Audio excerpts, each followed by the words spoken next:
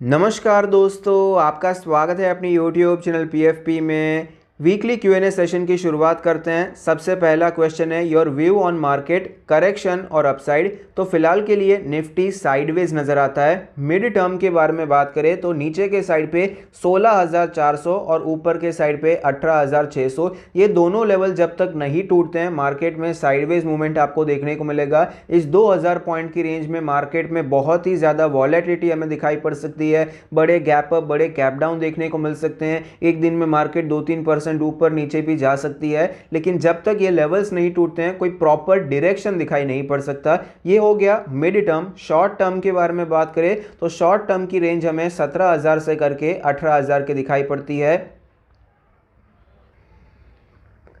Moving averages भी हमें यही सजेस्ट करते हैं कि मार्केट में कोई क्लियर डायरेक्शन नहीं है। 20 डेज, 50 डेज और 100 डेज का मूविंग एवरेज आपको साइडवेज होता हुआ ही नजर आता है। नेक्स्ट क्वेश्चन है पेटीएम में क्या करना चाहिए। बॉट एट 1012 रुपीज़, मुझे बाइंग प्राइस मिल सकता है क्या। तो फिलहाल पेटीएम के चार्ट को एक बार देख लेते हैं। पेटीएम के चार्ट पे हमें नजर आता है गिरावट हुई, बाउंस बैक आया, फिर नीचे आया, यहाँ पर एक कॉन्सोलिडेट यहाँ पर किया, फिर गिरावट देखने को मिली। 1000 के आसपास एक ग्रीन कैंडल बनाने के बाद फिर से गिरावट हुई है। तो अगर 1000 का लेवल टूटता हुआ नजर आता है तो 1250 तक के टारगेट्स हमें इजीली अवेलेबल हो सकते हैं। हालांकि एक छोटा सा रेजिस्टेंस 1150 के आसपास भी है, लेकिन मेजर रेजिस्टेंस तो 1250 के आसपास ही नजर आता है। तो आप यहाँ पर एक स्ट्रैटेजी अप्लाई कर सकते हैं। आपने ऑलरेडी शेयर को 1000 के आसपास खरीद लिया है, कोई बात नहीं है। तो अगर यहाँ पर ये तेज़ी आती है तो आप 1200-1250 के टारगेट्स रख सकते हैं, और अगर यहाँ पर तेज़ी नहीं आती है तो आप स्टॉप लॉस फॉलो कर सकते हैं। ये लो के नीचे अगर शेयर जाता है तो आप यहाँ से एग्जिट कर सकते हैं। नेक्स्ट है LTTS वर्सेस LTI, कौन सा सिलेक्ट करना चाहिए। Both are fundamentally good. देखिए दोनों कंपनी अच्छी है, दोनों ही L&T ग्रुप की कंपनीज हैं, लेकिन कामकाज बहुत ही ज़्यादा डिफरेंट है। भले ही दोनों निफ्टी IT के पार्ट हैं, लेकिन एक्चुअली LTTS जो कामकाज करता है ये साधारण IT कंपनी नहीं है। ये इंजीनियरिंग, डिज़ाइनिंग इस प्रकार की सर्विसेज प्रोवाइड करता है, जबकि LTI जो हमारी साधारण IT कंपनीज हैं उस प्रकार की सर्विसेज प्रोवाइड करता है। तो दोनों के शेयर एक बार देख लेते हैं। आप अपने हिसाब से इन्वेस्टिंग करने के बारे में सोच सकते हैं। मेरे हिसाब से आप LTTS के साथ जाएंगे तो ज़्यादा बेहतर रहेगा, क्योंकि LTI जिस सेक्टर में काम करता है, जो काम करता है, उसके लिए आपको बहुत से अल्टरनेटिव्स अवेलेबल हैं, लेकिन LTTS जो काम करता है वहां पर कोई बड़ी अच्छी कंपनी आपको इन्वेस्ट करने के लिए नहीं मिलती है। ज़्यादा चॉइसेस इस सेक्टर में दिखाई नहीं पड़ती है। तो LTTS में 4300 का लेवल काफ़ी अच्छा सपोर्ट की तरह में यहाँ पर नजर आया। कई बार यहाँ से हमें बाउंस बैक देखने को मिला है। तो यहाँ पर अगर आप एक्यूमुलेट करना चाहते हैं तो कर सकते हैं।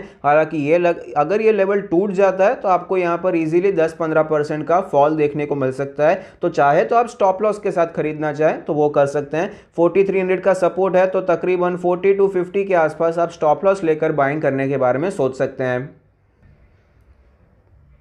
और अगर आप LTI में खरीदारी करना चाहते हैं तो LTI भी अपने सपोर्ट के आसपास है। 5,500 से करके 5,700 का एक अच्छा सपोर्ट जोन है। फिलहाल भी यहाँ से एक बाउंस हमें देखने को मिला है। यहाँ पर अगर आप खरीदारी करना चाहते हैं तो करने के बारे में सोच सकते हैं, अपने सपोर्ट के आसपास है। अगर आप स्टॉप लॉस यूज़ करना चाहते हैं तो 5,400 का स्टॉप लॉस यूज़ कीजिए, क्योंकि अगर ये लेवल टूटता है तो यहाँ पर भी इजीली 10-15% का फॉल देखने को मिल सकता है। नेक्स्ट क्वेश्चन है शुड वन बुक प्रॉफिट और losses in Bayer crop sciences और wait not moving for more than a year now. तो बेयर क्रॉप साइंसेस का शेयर आप देख पाएंगे 2016, 17, 18, 19, 20 में भी एक लेवल इसने रिस्पेक्ट किया था, जो कि था 4,500 से करके 5,000 का जोन। बहुत बार एज अ रेजिस्टेंस हमें देखने को मिला। जब भी स्टॉक ऊपर जाता इसी लेवल से हमें वापस आता हुआ नजर आता, लेकिन 2020 में ब्रेकआउट किया, फिर यही लेवल सपोर्ट बन गया, वापस ये लेवल आपको टूटता हुआ नजर आया, फिर ऊपर जाने की कोशिश की, लेकिन वो सस्टेन नहीं हो पाया, वापस इसी रेंज में आ चुका है। तो यहाँ पर स्टॉक अभी टेक्निकली तो काफ़ी ज़्यादा साइडवेज हो चुका है, लेकिन आपने अब तक होल्ड किया है तो मेरे हिसाब से अब भी आपको होल्ड करना चाहिए, क्योंकि यहाँ से चांसेस हैं कि ऐसे जाके बाउंस बैक कर सकता है। तो आपको एक्चुअली यहाँ पर स्टॉप लॉस लगाने के बारे में सोचना चाहिए। ये जो लेवल है यहाँ पर आप स्टॉप लॉस लगा सकते हैं, अप्रॉक्सीमेटली 4,450 के आसपास आप स्टॉप लॉस लगा सकते हैं, क्योंकि अभी आपके पास खोने के लिए ज़्यादा नहीं है।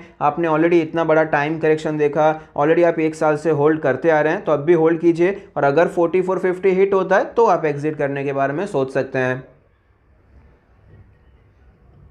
नेक्स्ट क्वेश्चन है, having HUL at 2100 as it is not moving from last 2 years, so it is a good switch to DMart। इसके बारे में बात करते हैं। लेकिन आपने जो दूसरा क्वेश्चन लिखा है, get one lot of AWL should hold for mid term और sell on listing day, तो मैं तो पर्सनली जो भी IPO लगता है वहाँ पर लिस्टिंग डे पर ही निकाल देता हूँ, क्योंकि इसमें कुछ टेक्निकल जैसा तो होता नहीं है, एक पहला ही तो दिन है, तो यहाँ पर प्रेडिक्ट करना मुश्किल होता है कि ऊपर जाएगा या नीचे आएगा। तो मैं तो यहाँ पर पर्सनल स्ट्रेटेजी यही फॉलो करता हूँ, लिस्टिंग गेन के लिए अगर अप्लाई किया है तो लिस्टिंग गेन पर ही निकल जाना है, जो भी प्राइस है लिस्टिंग डे पर ही मैं यहाँ पर पर्सनली निकल जाता हूँ। अब हिंदुस्तान यूनिलीवर के बारे में बात करते हैं। HUL में आप देख पाएंगे एक ट्रेंड लाइन, ये स्टॉक हमें फॉलो करता हुआ नजर आता था। मार्च कोविड क्रैश में भी यहाँ पर ट्रेंड लाइन को फॉलो किया, लेकिन फिलहाल ये ट्रेंड लाइन हमें टूटती हुई नजर आई, फिर ऊपर गया, रीटेस्ट करके वापस हमें ये नीचे आता हुआ नजर आता है। तो इसमें कोई डाउट नहीं है कि स्टॉक ने अंडर परफॉर्म किया है और फिलहाल तो एक अच्छा खासा प्राइस करेक्शन भी देखने को मिला है। तो सपोर्ट के बारे में बात करें तो मेजर सपोर्ट तो अभी 2000 का लेवल ही यहाँ पर नजर आता है, जहाँ पर कई बार बाउंस बैक हमें देखने को मिला। लेकिन उससे पहले भी कुछ सपोर्ट है, 2250 है, फिर 2150 है, तो ऐसे अच्छे खासे सपोर्ट आपको बीच में भी नजर आते हैं। डीमार्ट के बारे में बात करें तो डीमार्ट ने बहुत अच्छा परफॉर्म किया है। लिस्टिंग के बाद आपको ऑलरेडी 10 टाइम्स 12 टाइम्स के रिटर्न्स बनाकर दिए हैं। जनरली ये स्टॉक अपने 50 वीक्स के मूविंग एवरेज पर सपोर्ट लेता है, वापस बाउंस बैक देने की कोशिश करता है, तो फिलहाल उसी लेवल पर ट्रेड कर रहा है। और 4000 मेरे हिसाब से एक डिसेंट लेवल है खरीदारी करने के लिए। बहुत ज़्यादा अग्रेसिव खरीदारी तो नहीं कर सकते क्योंकि वैल्यूएशंस आए हैं, लेकिन थोड़ा बहुत खरीदने के बारे में सोच सकते हैं। और बाय चांस यहाँ पर अगर ये 4000 का लेवल टूट जाता है तो 3500 के लेवल से हमें तुरंत नजर आ सकते हैं, जहाँ पर थोड़ा सा अग्रेसिव होकर खरीदने के बारे में सोचा जा सकता है। तो अब यहाँ पर सवाल यह है कि HUL में से पैसे निकालकर क्या डीमार्ट में डालने चाहिए, तो मेरे हिसाब से ऐसा नहीं करना चाहिए। HUL में फंडामेंटली कुछ गलत नहीं हो रहा है, ये पूरा FMCG सेक्टर आपको अंडर परफॉर्म करता हुआ नजर आता है। इसका रीज़न है कि मार्केट में जब लिक्विडिटी बहुत ज़्यादा होती है तो जो साइक्लिकल स्टॉक्स होते हैं वो परफॉर्म ज़्यादा करते हैं। अभी फिलहाल मेटल देखिए आपको अच्छा परफॉर्म करता हुआ नजर आया, इंफ्रा कंपनीज़ हैं, सीमेंट कंपनीज़ है, ये सब अच्छा परफॉर्म कर रहे हैं। और FMCG कैसा सेक्टर है सबको मालूम है, FMCG के प्रोडक्ट्स तो बिकने ही बिकने वाले हैं, इनका बिजनेस चलने ही वाला है। तो जब थोड़ा सा अग्रेसिव नेचर चल रहा होता है बाजार में तो कोई FMCG पे दाव नहीं लगाता, तब वो एग्रेसिव जाते हैं, मेटल्स पे इन्वेस्ट करते हैं। तो जब भी यहाँ पर आपको साइकिल चेंज होती हुई नजर आएगी, जिसके चांसेस अभी ज़्यादा हैं, हाई इन्फ्लेशन चल रहा है, तो ऐसे समय पर आपको FMCG कंपनीज का बिजनेस स्ट्रांग रह पाता है, वो जितने भी खर्चे हैं वो अपने कस्टमर्स को पास ऑन कर पाते हैं। कंपनी में फंडामेंटली कुछ गलत नहीं है, ये बस एक मार्केट साइकिल है, इसीलिए मैं यहाँ से निकलना नहीं चाहूँगा। HUL में मेरे हिसाब से आप इन्वेस्टेड रह सकते हैं। और जब आप एक पोर्टफोलियो बनाते हैं तो हर एक इंडिविजुअल शेयर्स एक साथ परफॉर्म करे ऐसा ज़रूरी नहीं होता है।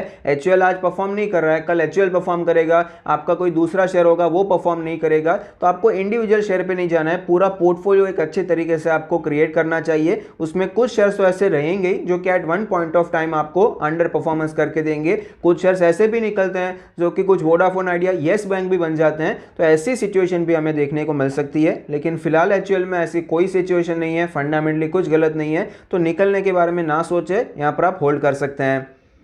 नेक्स्ट क्वेश्चन है Tanla platforms at current level for long term. तो टैनला प्लेटफॉर्म मेरे हिसाब से तो ऑपरेटेड ही है, इतने सर्किट वाले स्टॉक में लॉन्ग टर्म के लिए तो मैं ज़्यादा यहाँ पर निवेश करना पसंद नहीं करता, बल्कि ट्रेड करना भी पसंद नहीं करता। सर्किट में कहीं अटक जाएंगे तो निकलने को नहीं मिलता है। लेकिन फिर भी अगर आप यहाँ पर निवेश करना चाहते हैं, खरीदना चाहते हैं, तो जो सपोर्ट नज़र आता है 1380 1400 के जोन में हमें सपोर्ट नज़र आता है। और इसका जो 200 डेज़ का मूविंग एवरेज है वो भी धीरे धीरे आपको इसी तरफ बढ़ता हुआ नजर आएगा। तो 1350 से 1400 के रेंज में आप खरीदारी करने के बारे में सोच सकते हैं। और मुझे कमेंट बॉक्स में ज़रूर बताइए, ये जो फॉर्मेट है Q&A सेशन का, क्वेश्चन लेने के बाद चार्ट दिखाते हैं, ये फॉर्मेट आपको कैसा लगा है। क्योंकि लाइव सेशन में कई बार लोग आ नहीं पाते हैं, वहाँ पर टाइम भी कई बार वेस्ट हो जाता है। क्वेश्चन वो पूछते हैं, हम देखते हैं, फिर वहाँ पर चार्ट पे जाते हैं, ये थोड़ा टाइम कंज्यूमिंग आपके लिए ज़्यादा नहीं होता। मुझे तो भले यहाँ पर स्क्रीनशॉट लेना पड़ता है, लेकिन आपके लिए यहाँ पर टाइम थोड़ा ज़्यादा वैल्यूएबल हो जाता है, आपको कम टाइम में जल्दी इन्फॉर्मेशन मिल जाती है। तो ये फॉर्मेट कैसा लगा है मुझे कमेंट बॉक्स में एक बार ज़रूर बताइए। नेक्स्ट क्वेश्चन है view on Bata, Havells and नज़ारा। तो बाटा अगर लॉन्ग टर्म के बारे में बात करें तो मेरे हिसाब से अवॉइड करना चाहिए। 2-3 साल पहले मैं बाटा और रिलैक्सो दोनों के लिए काफ़ी ज़्यादा पॉजिटिव था, लेकिन अभी कोविड-19 में रिलैक्सो ने दिखा दिया कि उसका बिजनेस बाटा से अच्छा है, तो लॉन्ग टर्म में रिलैक्सो के साथ रहना चाहिए। हैवेल्स के बारे में बात करें, अच्छी कंपनी लॉन्ग टर्म के लिए, नज़ारा में मेरे हिसाब से अवॉइड करेंगे तो बेहतर रहेगा। चार्ट भी एक बार देख लेते हैं। बाटा में आप देख सकते हैं कि ये जो जोन है काफ़ी ज़्यादा इंपॉर्टेंट जोन है। जब भी इसके नीचे गया वीक हो गया, फिर से ऊपर गया स्ट्रांग हो गया, यहाँ पर ये कॉन्सोलिडेट कर रहा है। अगर ये लेवल टूट जाता है तो वापस आपको वीक होता हुआ नजर आएगा। कितना नीचे जाएगा ये अलग बात है, लेकिन ऊपर जाने के चांसेस थोड़े से कम हो जाएंगे। नेक्स्ट आपने हैवेल्स के बारे में पूछा, तो हैवेल्स में ये जो 1200 का लेवल है बहुत इंपॉर्टेंट है। कोशिश कर रहा है उसके ऊपर जाने की, इसके ऊपर सस्टेन होता है तो अच्छी बात है, वरना वीक हो जाएगा। 2-4 महीने यहाँ पर आपको थोड़ा सा साइडवेज होता हुआ नजर आ सकता है या गिरावट भी दिखाई पड़ सकती है। 1200 का लेवल अगर टूटता है तो सीधा ये 1100 के जोन में आपको आता हुआ नजर आएगा, जो कि multiple times as a support देखने को मिला है। और अगर ये जोन भी टूट जाता है तो 1000 का जोन देखने को मिल सकता है। इसके नीचे तो मुझे स्टॉक फिलहाल के लिए जाता हुआ नजर नहीं आता है, और मोस्ट प्रोबेबली ये 1100 के आसपास से ही ऊपर चला जाएगा, ऐसा मेरा मानना है। नज़ारा के बारे में बात करें तो नज़ारा में 2000 का लेवल इंपॉर्टेंट है। यहाँ से गिरावट हुई, यहाँ पर आपको रेजिस्टेंस देखने को मिले, 4-6 महीने यहाँ पर टाइम पास किया, फिर तेज़ी देखने को मिली, फिर से गिरावट हुई, अभी यही लेवल एज अ सपोर्ट दिखाई पड़ता है। अगर वापस ये 2000 के नीचे जाता है तो यहाँ पर आपको वीकनेस देखने को मिलेगी। बेटर है यहाँ से आप एग्जिट कर सकते हैं अगर ये 2000 के नीचे जाता है।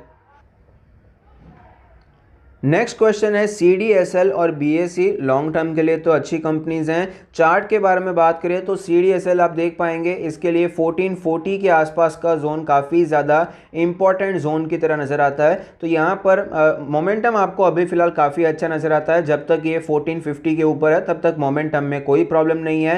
BSE के बारे में बात करें तो ऑफकोर्स BSE में भी बहुत अच्छा मोमेंटम चल रहा है, यहाँ पर ये सपोर्ट लेकर ऊपर जाता है। तो जब तक 1850 के ऊपर है तब तक कोई इशू नहीं है, अच्छा मोमेंटम आपको दिखाई पड़ता है, यहाँ पर आता है तो आप यहाँ पर ऐड करने के बारे में भी सोच सकते हैं। नेक्स्ट क्वेश्चन है sir in chemicals I want to know your views on Vinati organics for long term. Vinati organics एक अच्छी कंपनी है लॉन्ग टर्म के लिए। आपके पास आरती है, नवीन है, अल्काइल है, दीपक है, ब्लैक रोज है, आपने सेम अमाउंट सब में निवेश कर दिया है, तो क्या विनाती से दूर रहना चाहिए क्योंकि ग्रोथ विजिबिलिटी कम है। देखिए विनाती अच्छी कंपनी है, खराब कंपनी नहीं है। फिलहाल थोड़ा सा उसका यहाँ पर परफॉर्मेंस नीचे जाता हुआ नजर आया, लेकिन ओवरऑल आपको एक डिसेंट कंपनी नजर आती है। लेकिन आपने ऑलरेडी अच्छी केमिकल कंपनीज को खरीद कर रखा है तो यहाँ पर अवॉइड करेंगे तो बेहतर रहेगा, वरना आपका जो डाइवर्सिफिकेशन है वो डाइवर्सिफिकेशन हो जाएगा। हमें वर्सिफाई नहीं करना है, ये बहुत ही ध्यान रखने वाली बात हो जाती है। चार्ट भी एक बार देख लेते हैं। विनाती ऑर्गेनिक्स में कोई अगर ऐड करना चाहता है तो 1750 के आसपास एक अच्छा लेवल है जहां पर हम ऐड करने के बारे में सोच सकते हैं। और बाय चांस ये स्टॉक अगर 1500 के आसपास मिल जाता है तो फैंटास्टिक लेवल है जहां पर हम एडिशन के बारे में सोच सकते हैं। नेक्स्ट क्वेश्चन है नौकरी से रिलेटेड। आपका बाइंग प्राइस 5400 है, फिलहाल 4800 पे पहुंच चुका है स्टॉक, तो कब तक वापस ऊपर आ सकता है। और इंडिया मार्ट में आपने 6400 पे खरीदा है, अभी फिलहाल 5000 पे, ये कब तक प्रॉफिट देना स्टार्ट करेगा। होल्डिंग पीरियड क्या 6 मंथ्स हो सकता है प्रॉफिट में आने के लिए। तो चार्ट देख लेते हैं। सबसे पहले नौकरी का चार्ट देखते हैं। नौकरी में आप देख पाएंगे कि 5100 का लेवल बहुत ही ज़्यादा इंपॉर्टेंट लेवल है, जो कि पहले रेजिस्टेंस था, फिर ब्रेकआउट के बाद सपोर्ट हो गया, फिर यहाँ पर एक बार सपोर्ट लिया, तेज़ी आई, यहाँ से गिरावट हो गई, फिर से ऊपर जाने की कोशिश की, लेकिन वहीं से आपको ये नीचे आता हुआ नजर आता है। तो जब तक 5100 का लेवल नहीं टूटता है आपको कोई तेज़ी देखने को नहीं मिलेगी। और एक बार ये 5100 को तोड़ भी देता है तो ये भी एक लेवल है जिसको पार करना है, उसके बाद आपको कोई फ्रेश अपसाइड दिखाई पड़ सकता है। तो देखिए स्टॉक वीक है, उसमें कोई डाउट नहीं है, और वीकनेस कुछ ज़्यादा ही देखने को मिली है। मेरे हिसाब से वीकनेस इसीलिए है क्योंकि पूरे टेक्नोलॉजी स्टॉक्स जो कि महंगे चल रहे थे उसमें गिरावट चल रही है, और नौकरी ने तो जोमेटो में भी अच्छा खासा इन्वेस्टमेंट करके रखा है। तो ये आपको उस प्रकार की गिरावट, मैं तो वही एक्सपेक्ट कर रहा हूँ कि भाई रीज़न यही होगा, इसीलिए स्टॉक इतना नीचे आ चुका है। बाकी कंपनी अच्छी है, लॉन्ग टर्म के लिए लिया है तो होल्ड कर सकते सकते हैं। शॉर्ट टर्म के लिए है तो मेरे हिसाब से एग्जिट करेंगे तो बेहतर रहेगा। जब तक 5100 के ऊपर नहीं जाता है कोई तेज़ी के चांस नहीं है, तो अगर आप यहाँ पर एग्जिट कर देंगे तो कोई प्रॉब्लम नहीं है। और अगर फिर से आपको ये 5100 के ऊपर जाता हुआ नजर आता है तो आप फिर से शॉर्ट टर्म के लिए पोजीशन बना सकते हैं। दूसरी बार याद रखिए, जब भी ऐसा शॉर्ट टर्म के लिए खरीदते हैं तो आपको यहाँ पर स्टॉप लॉस रखना बहुत ज़रूरी होता है। इंडिया मार्ट के बारे में बात करें तो इंडिया मार्ट की हालत तो कुछ ज़्यादा ही ख़राब नज़र आती है। हमने एक वीडियो भी शेयर किया था, इस लेवल के आसपास शेयर किया था कि यहाँ पर स्टॉक अगर 7000 का लेवल तोड़ देता है तो सीधा आपको 5000 तक आता हुआ नजर आ सकता है। ये तो इनफैक्ट 4500 उसके भी नीचे जाता हुआ नजर आया। जब कोई नहीं कह रहा था कि स्टॉक में गिरावट हो सकती है, तब मैंने आपको स्टॉप लॉस का लेवल बताया था। काफ़ी लोग यहाँ पर बच गए लॉस से, अच्छी बात है, हमने वीडियो शेयर किया तो यहाँ पर कुछ लोगों को लॉस नहीं हुआ है, प्रॉफिट में यहाँ पर निकल भी गए, कुछ लोग ने स्टॉप लॉस ले लिया। तो फिलहाल इंडिया मार्ट में कुछ ज़्यादा ही वीकनेस है। मैंने पर्सनली एक्सपेक्ट किया था इतनी गिरावट हुई है तो वापस आपको ये 6000 तक जाता हुआ नजर आ सकता है। हमने जो नौकरी में देखा कैसे ये रेजिस्टेंस पे वापस गया टेस्ट करने के लिए, ऐसा कुछ इंडिया मार्ट में भी होगा कि ये भी वापस एटलीस्ट 6000 तक तो जाना चाहिए। लेकिन इसमें कुछ ज़्यादा ही वीकनेस है, ये आपको 5400 से रिटर्न होता हुआ नजर आता है।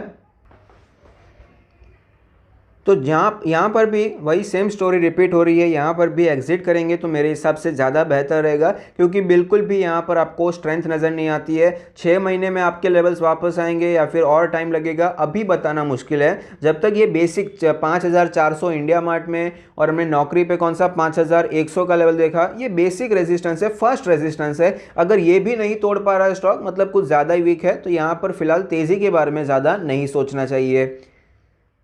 नेक्स्ट है good to see you PFP sir after long time for QnA, hope you are doing good. बस अच्छा ही हूँ, अभी यहाँ पर फिर से क्यूएनए सेशन फुल ऑन यहाँ पर चालू करना है। आपका एक क्वेश्चन है view on Naukri for short to mid term, ये हमने ऑलरेडी कवर कर लिया है। शॉर्ट टर्म मिड टर्म जो भी हो अभी फिलहाल के लिए अवॉइड करना है। मिड टर्म के लिए अगर ये 4500 4600 के आसपास मिलता है, कुछ बुलिशनेस दिखाता है, तो वहाँ पर एक छोटा सा स्टॉप लॉस हमें लगाने को मिलेगा और एक बड़ा टारगेट मिल सकता है। चार्ट पर एक बार देख ही लेते हैं। चार्ट पर आप देख पाएंगे कि ये जो सपोर्ट है, यहाँ पर तो स्क्रीनशॉट में नहीं दिख रहा है, बाकी ये 4500 4400 के आसपास एक अच्छा सपोर्ट है। यहाँ पर फिर से स्टॉक रिट्रेस कर रहा है। अगर यहाँ पर कुछ फिर से एक बुलिश कैंडल बनाता है, कुछ यहाँ पर स्ट्रेंथ आपको दिखाई पड़ती है चार्ट पर, तो आप यहाँ पर एक स्टॉप लॉस ले सकते हैं। मैक्सिमम आपका रिस्क रहेगा 200-300 रुपये, लेकिन टारगेट आपका 7000 तक हो जाएगा। तो इस हिसाब से बाद में आप यहाँ पर मिड टर्म के बारे में सोच सकते हैं, लेकिन फिलहाल तो यहाँ पर खरीदारी का एज ए ट्रेडिंग पर्सपेक्टिव तो दिखाई नहीं पड़ता है।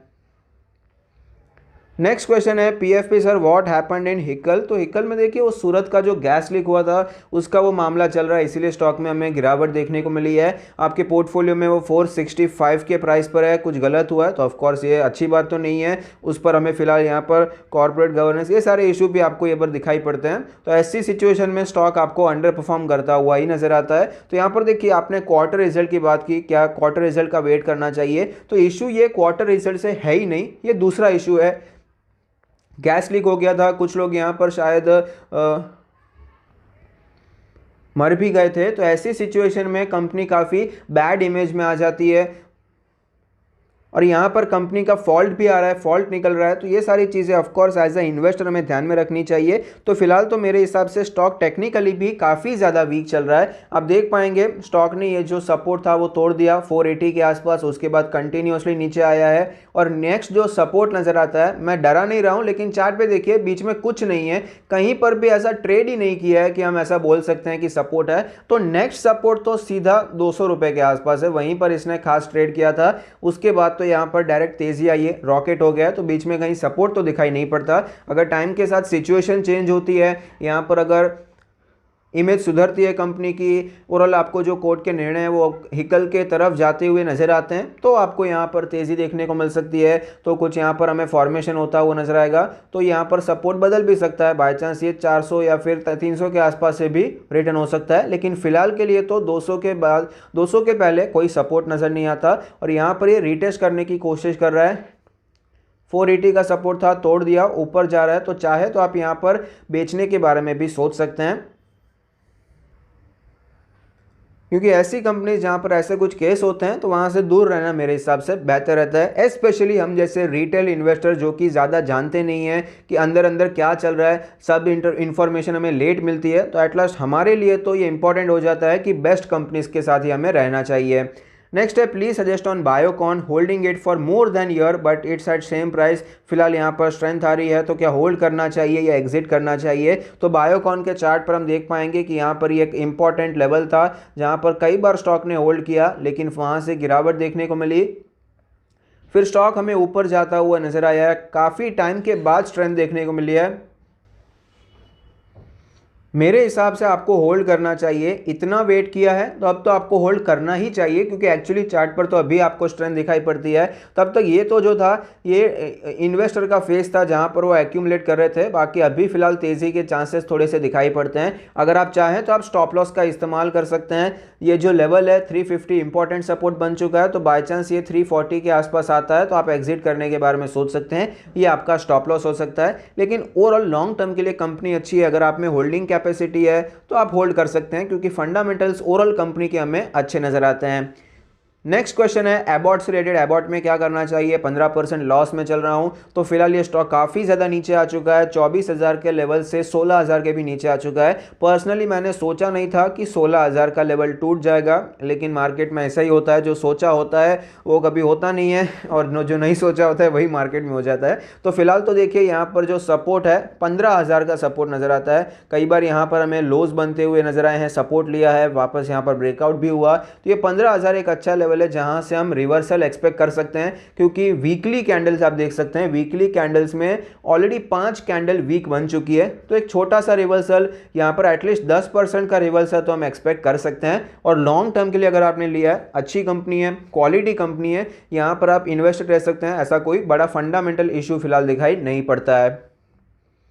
We want DMart for short term, DMart का चार्ट हमने देख लिया है, डीमार्ट के चार्ट में भी आपको वीकनेस नजर आती है, शॉर्ट टर्म के लिए बिल्कुल मोमेंटम नहीं है। इन्वेस्ट करना चाहे 4,000 का लेवल एक अच्छा लेवल है जहां पर थोड़ा सा एक्यूमुलेट किया जा सकता है। MCX क्यों गिर गया है सर, और यहाँ पर दूसरा नेस्ले और MCX से रिलेटेड क्वेश्चन है कि इसे खरीदना चाहिए या नहीं खरीदना चाहिए। तो MCX का चार्ट देख लेते हैं। स्टॉक ने एक डेढ़ साल तक यहाँ पर 1450 के आसपास सपोर्ट बना कर रखा, लेकिन फिलहाल ये स्टॉक नीचे जा रहा है। टेक्निकली तो वीक है, यहाँ पर मेरे हिसाब से एग्जिट करना चाहिए क्योंकि और गिरावट हो सकती है। एटलीस्ट ये स्टॉक हमें 1250 1200 के लेवल तक मिल सकता है, चार्ट पर तो हमें यही दिखाई पड़ता है। और ये स्टॉक में गिरावट क्यों हो रही है, तो इसमें तेज़ी क्यों आई थी ये मैं आपको बताता हूँ। फिलहाल ये जो मार्केट क्रैश के बाद इसमें जो रिकवरी आई और उसके भी ऊपर ये स्टॉक जाता हुआ नजर आया, उसका रीज़न था कि कमोडिटीज़ में रैली आ गई, आपको पता ही होगा। तो आपको MCX के प्लेटफॉर्म पर ट्रेडिंग बहुत बढ़ती हुई नजर आई थी, लेकिन फिलहाल गोल्ड सिल्वर ये सब फ्लैट हो गया। ट्रेडिंग भी आपका जो वॉल्यूम था, ट्रेडिंग वॉल्यूम जो होता है MCX प्लेटफॉर्म पे, वो 1/3 हो गया है, 1/3 आपको गिरावट देखने को मिली है। तो इसीलिए MCX का स्टॉक भी हमें अंडर परफॉर्म करता हुआ नजर आ सकता है, और एक्चुअली आ भी रहा है, अंडर परफॉर्म ही कर रहा है पिछले एक साल से। आप गूगल पे सर्च कर सकते हैं MCX ट्रेडिंग वॉल्यूम, तो आपको पता चलेगा गोल्ड में जो ट्रेडिंग होती है उसके वॉल्यूम्स हमें नीचे जाते हुए नजर आए हैं, इसीलिए MCX अंडर परफॉर्म कर रहा है। नेस्ले के बारे में बात करें तो नेस्ले के वीकली चार्ट पर हमें बहुत ही अच्छी ट्रेंड लाइन नजर आती है और उसी ट्रेंड लाइन के करीब स्टॉक आ चुका है। 18,000 के आसपास ये ट्रेंड लाइन है, 17,500 पे स्टॉक ने यहाँ पर कॉन्सोलिडेट भी किया था, तो इस जोन में आप खरीदने के बारे में सोच सकते हैं। करंट मार्केट प्राइस से ज़्यादा दूर नहीं है, खरीदना चाहें तो खरीदने के बारे में सोच सकते हैं। एक अच्छा स्टॉक है, एक अच्छी FMCG कंपनी है, रेगुलर डिविडेंड्स देती है और ग्रेजुअल ग्रोथ भी दिखा देती है। रूट मोबाइल और टैनला फॉर लॉन्ग टर्म पोर्टफोलियो, टैनला के बारे में डिस्कस कर लिया। रूट मोबाइल के बारे में बात करें तो रूट मोबाइल में आप देख पाएंगे टेक्निकली तो अभी थोड़ा वीक ही चल रहा है, क्योंकि इसका जो ट्रेंड लाइन है एक्चुअली ऐसा ट्रेंड लाइन है, लिस्टिंग से करके इस लेवल तक अच्छा ट्रेंड लाइन था, उसके बाद भी हमें ट्रेंड लाइन टूटता हुआ नजर आया। हॉरिजॉन्टल सपोर्ट के बारे में बात करें तो 1500 का सपोर्ट है, 1500 पे कई बार स्टॉक आया, मेजर सपोर्ट लिया है, फिलहाल भी 1500 से ही हमें ये जंप करता हुआ नजर आता है। लेकिन जब तक ये लेवल नहीं टूट जाता तब तक कोई मोमेंटम देखने को नहीं मिलेगा, तब तक थोड़ा साइडवेज मूवमेंट यहाँ पर देखने को मिल सकता है। तो अगर आप खरीदना चाहते हैं तो 1500 1600 इसके आसपास खरीदने के बारे में सोच सकते हैं, और स्टॉप लॉस भी लगा सकते हैं क्योंकि एक अच्छा लेवल भी आपको मिल गया है सपोर्ट का। तो यहाँ पर आप चाहें तो 1400 के आसपास या फिर 1450 के आसपास स्टॉप लॉस लगाने के बारे में सोच सकते हैं। नेक्स्ट क्वेश्चन है sir, HSCL can be taken for long term, expected target of HSCL। तो HSCL का आप चार्ट देखिए, लॉन्ग टर्म में स्टॉक ने अंडर परफॉर्म किया है, कंटिन्यूस हमें ये 180 के लेवल से नीचे आता हुआ नजर आया, 20-25 रुपए का हो चुका था, और यहाँ भी देखिए रिकवरी कोई खास नहीं आई है, स्टॉक अब भी आपको साइडवेज ही दिखाई पड़ता है। बाय चांस ये लेवल टूट जाता है 65 का लेवल, तो हमें ये 75 तक जाता हुआ नज़र आ सकता है। लेकिन जो मेन रेजिस्टेंस है वो 75 का ही लेवल है। यहाँ से देखिए कई बार ये सपोर्ट था, वीकली कैंडल्स के लो दिखाई पड़ेंगे और यहाँ पर आया था, तो 75 तोड़ता है तो वापस ये आपको 100 तक जाता हुआ नज़र आ सकता है। मल्टीपल रेजिस्टेंस आपको वहाँ पर भी देखने को मिलेंगे, लेकिन मेरे हिसाब से छोटी कंपनी है, वैल्यूएशन आया है, स्टॉक ने आपको पिछले 2-4 साल में कुछ खास परफॉर्म करके नहीं दिया है। अभी फिलहाल देखिए mid cap small cap out perform कर रहे हैं, लेकिन इस स्टॉक ने इतना परफॉर्म नहीं किया है। तो मेरे हिसाब से अगर आप बहुत ही ज़्यादा हाई रिस्क टेकर है तो ये आपको खरीदने के बारे में सोचना चाहिए। Sir, is it good time to add Parag milk at current market price, will it be a multibagger? तो ये जो मिल्क सेक्टर है यहाँ पर ज़्यादा मार्जिन्स नहीं होते हैं, ये तो आपको भी पता है, और ये कंपनी भी इतना कुछ खास परफॉर्म नहीं कर पा रही है, ग्रोथ यहाँ पर देखने को नहीं मिलती, स्केलेबिलिटी में ये सेक्टर में प्रॉब्लम आपको दिखाई पड़ती है। तो मेरे हिसाब से पूरे सेक्टर में बहुत बड़ा इशू है, तो इसे अवॉइड करेंगे इन्वेस्टमेंट के लिए तो ज़्यादा बेहतर रहेगा। और स्टॉक भी वीक हो चुका है, स्टॉक में आप देखिए जो ट्रेंड लाइन फॉलो हो रही थी वो भी आपको टूटती हुई नजर आई है, और वैसे भी ये स्टॉक ने लॉन्ग टर्म में भी अंडर परफॉर्म किया है। ये जो 150 का लेवल है काफ़ी बड़ा रेजिस्टेंस है, स्टॉक तो उसका ऑल टाइम आया तो 300-400 के आसपास है शायद, तो यहाँ पर मेरे हिसाब से अवॉइड करना चाहिए। नेक्स्ट क्वेश्चन है, is it right time to accumulate HDFC, AMC, Lal PathLab, IGL? तो एचडीएफसी का चार्ट तो देखिए हमने लास्ट वीडियो में ही कवर किया, लास्ट मतलब कल के वीडियो में ही कवर किया, तो वहाँ पर आप एक्यूमुलेशन कर सकते हैं। एचडीएफसी, एएमसी के बारे में बात कर लेते हैं। अब तो भाई देखिए यहाँ पर हद हो गई है, बहुत ज़्यादा अंडर परफॉर्म कर रहा है। 2000 का लेवल तो मेरे हिसाब से अभी मेक और ब्रेक लेवल है, ये लेवल तो नहीं ही टूटना चाहिए, वरना यहाँ पर बहुत ही ज़्यादा वीकनेस और भी दिखाई पड़ सकती है। मतलब एचडीएफसी के नाम पे यहाँ पर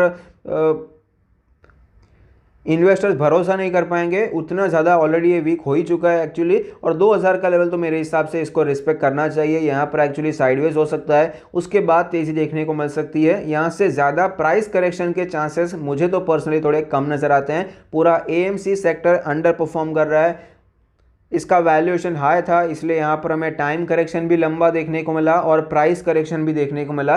लेकिन अब इसका जो वैल्यूएशन है वो भी आपको ठीक ठाक होता हुआ नज़र आता है, तो यहाँ पर 2000 का लेवल तो ये होल्ड करने की कोशिश कर सकता है।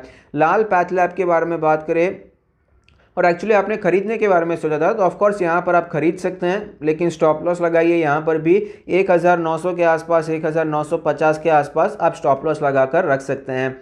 डॉक्टर लाल पैथलैब के बारे में बात करें तो यहाँ पर आप देख पाएंगे 3300 का लेवल मल्टीपल टाइम रेजिस्टेंस था, फिर ब्रेकआउट हुआ, सपोर्ट बन गया, मल्टीपल टाइम सपोर्ट बन गया, ये लेवल टूट गया, फिर यहाँ पर फिर से तेजी आई, फिर से रेजिस्टेंस बन चुका है। तो जब तक ये स्टॉक अभी 3300 का लेवल नहीं तोड़ता है कोई अच्छी तेज़ी देखने को नहीं मिलेगी, और जब तक ये स्टॉक अभी 2600 का लेवल नहीं तोड़ता है कोई बड़ी गिरावट देखने को नहीं मिलेगी। तो यहाँ पर मेरा मानना है थोड़ा सा साइडवेज मूवमेंट हो सकता है, टाइम करेक्शन हो सकता है, यहीं पर स्टॉक थोड़ा टाइम बिताएगा, 3-4 महीने निकाल सकता है। तो एक्यूमुलेट करना चाहे तो 2600-2700 के जोन के आसपास मिलता है, तो एक्यूमुलेट कर सकते हैं। नेक्स्ट है आईजीएल। आईजीएल में भी अच्छी खासी गिरावट हमें देखने को मिली है। यहाँ पर ये जैसे ही सपोर्ट टूटता हुआ नजर आया, स्टॉक हमें ड्रास्टिकली नीचे आता हुआ नजर आया है। ऑलरेडी 30-35% ये क्रैश कर चुका है। 350-360 का जोन काफ़ी इंपॉर्टेंट है, मल्टीपल टाइम रेजिस्टेंस था, फिर ब्रेकआउट देखने को मिला, फिर यहीं से आपको रिटर्न होता हुआ नजर आया, यहाँ पर भी सपोर्ट था, फिलहाल वहीं पर स्टॉक आ चुका है। तो यहाँ पर ये स्टॉक 350-360 के जोन को रिस्पेक्ट कर सकता है, खरीदारी कर सकते हैं, लेकिन एक कुछ बुलिशनेस आपको दिखाई देनी चाहिए। अब तक तो कुछ भी बुलिश नहीं है, अगर ऐसा कुछ ग्रीन कैंडल यहाँ पर बनता है, ये तो कुछ अलग ही हो गया। यहाँ पर अगर आपको कोई ग्रीन कैंडल बनती हुई नजर आती है तो खरीद सकते हैं, यहाँ पर आप स्टॉप लॉस रख सकते हैं। अप्रॉक्सीमेटली 340-345 के आप स्टॉप लॉस रख सकते हैं, टारगेट आप 550-600 का लेवल रख सकते हैं।